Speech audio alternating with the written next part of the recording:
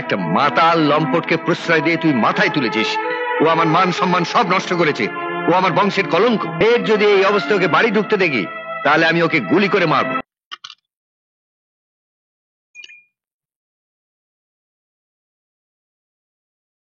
আরে হতো নাগা, আর খাস নে?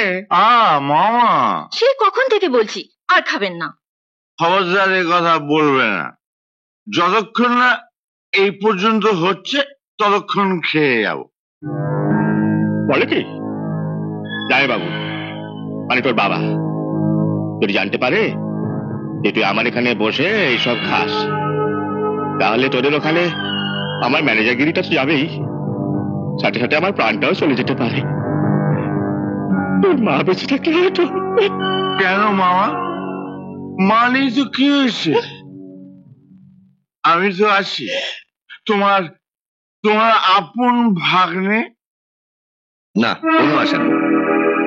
অথবা কোনোদিন ভালো হবে না।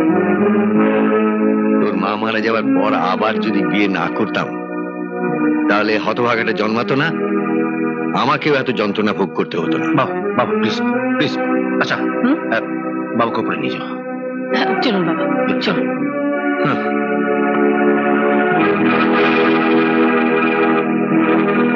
না, এর একটা শেষ হওয়া দরকার।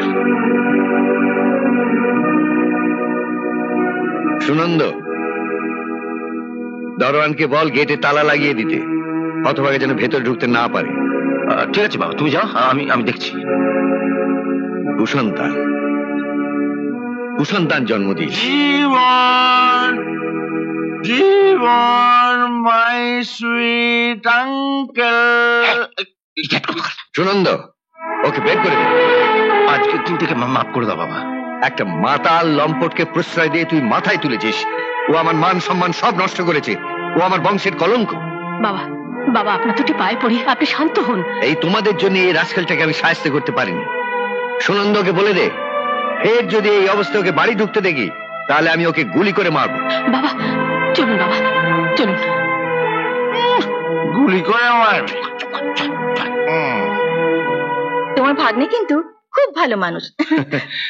সেই জন্যই তো ওকে আমি তোমার হাতে তুলে দিয়েছি। তুমি শুধু প্ল্যান মাফিক কাজ করে যাও, কিন্তু ও যেন বুঝতে না পারে যে আমি তোমাকে ওর পেছনে। পাগল।